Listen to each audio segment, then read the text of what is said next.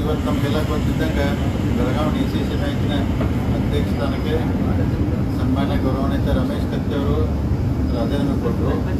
So ಆ ಇಶ್ಯೂವಲ್ಲಿ ಕೆಲವೊಂದು ಟಿವಿಯಲ್ಲಿ ಅಂದರೆ ಬೇರೆ ಥರ ಏನೋ ಬರ್ತಾ ಇದೆ. ಅಂದರೆ ಅವ್ರಿಗೂ ವಿಷಯ ಗೊತ್ತಿಲ್ಲ ಅಂತ ಬೇರೆ ಥರ ಬರ್ತಿದೆ. ಅದಕ್ಕೆ ನಮಗೆಲ್ಲ ವಿಷಯ ಕ್ಲಿಯರ್ ಆಗಿ ಹೇಳ್ತಾನೆ. ಸೊ ಯಾಕಂದರೆ DCC ಬ್ಯಾಂಕ್ನ ಎಲ್ಲರೂ ನಾವು 2020 ಎಲ್ಲರೂ ಹಿರಿಯರು ಸೇರಿ ಎಲ್ಲರೂ ಅವಿರೋಧ ಆಯ್ಕೆ ಮಾಡಿದ್ವಿ. ಮ್ಯಾಕ್ಸಿಮಮ್ ಶೀಟನ್ನು ಅಧ್ಯಕ್ಷ ಉಪಾಧ್ಯಕ್ಷನು ಅವಿರೋಧ ಆಯ್ಕೆ ಮಾಡಿದ್ದೀವಿ. ಅದಕ್ಕೆ ಈಗ ಸುಮಾರು 4 ವರ್ಷ ಅವರ ಅಧ್ಯಕ್ಷರಾಗಿ ನಡೆಸ್ಕೊಂಡ್ಬಂದು ಇನ್ನೂ 1 ವರ್ಷ ಇತ್ತು. ಅದಕ್ಕೆ ಎಲ್ಲರೂ ಕೂಡ ಅಂದ್ರೆ ಚರ್ಚೆ ಆಗಿ ಯಾಕಂದ್ರೆ ಏನೈತಿ. ಸೊ ಈಗ ಮೊದಲು 10 ತಾಲೂಕಿದೆ, 15 ತಾಲೂಕು ಅದು ಎಲ್ಲ ಕಡೆ ಸ್ವಲ್ಪ ಮೆಂಬರ್ಸು ಮತ್ತೊಂದು ಎಲ್ಲ ಸಮಸ್ಯೆಗಳು ನಿಮಗೆ ಸೂಕ್ಷ್ಮವಾಗಿ ಹೇಳಿನ ನಾನು. ಹೀಗಾಗಿ ಭಾಳ ಜನ ಡೈರೆಕ್ಟ್ರುಗಳು ಸಮಸ್ಯೆಗಳು ಬಂದು ಹಿಂಗಾಗಿ ಮತ್ತು ಹಂಗೆ ಭಾಳ ದಿವಸದಿಂದ ಸ್ವಲ್ಪ ಭಿನ್ನಾಭಿಪ್ರಾಯ ನಡೆದಿರ್ತದೆ. ಕಡೆಗೆ ಎಲ್ಲರೂ ಬಂದು ಡೈರೆಕ್ಟ್ರು ಅದಕ್ಕೆ 1 ವರ್ಷ ಉಳ್ದೈತಿ, ಇನ್ನೊಬ್ಬರನ್ನ ಯಾರನ್ನಾರು ಅಧ್ಯಕ್ಷ ಮಾಡಿರಿ ಅಂದ್ರೆ ಅಂತೇಳಿ ಎಲ್ಲರೂ ರಿಕ್ವೆಸ್ಟ್ ಮಾಡಿರಿ.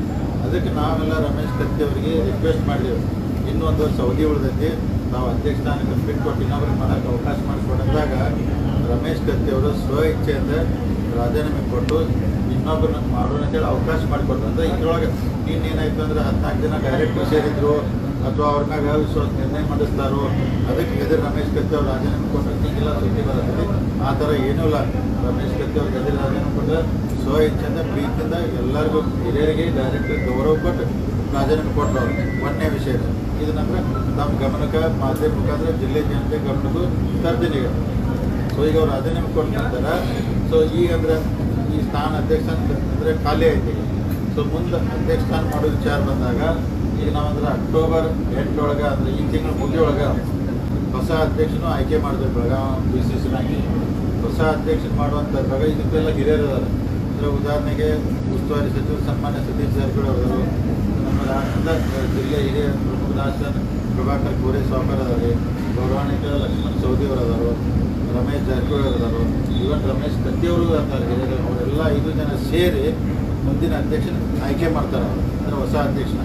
ಅದಕ್ಕೆ ನಮ್ಮ DCC ಬ್ಯಾಂಕ್ ಇದ್ದಂಗೆ ಇಡೀ ರಾಜ್ಯದಲ್ಲೇ ನಂಬರ್ 1 ಸ್ಥಾನದಲ್ಲೈತಿ. ಹೋದ ಸಲ ರಮೇಶ್ ಕತ್ತಿ ಅವರ ಅಧ್ಯಕ್ಷದಲ್ಲಿ 30 ಕೋಟಿ ಲಾಭ ಮಾಡಿದ್ದು ಬ್ಯಾಂಕ್ ಲಾಸ್ ಇಲ್ಲ ಏನೆಲ್ಲ ಚೆನ್ನಾಗಿ ನಡ್ಸ್ಕೊಂಬಂದರು. 30 ಕೋಟಿ ಲಾಭ ಆಗೈತಿ. ಅದಕ್ಕೆ ಬ್ಯಾಂಕ್ನ ಭಾಳ ವ್ಯವಸ್ಥಿತವಾಗಿ ಭಾಳ ಚಲೋವಾಗಿ ಗಟ್ಟಿಮುಟ್ಟಾಗಿ ನಡ್ಸ್ಕೊಂಬಂದರು.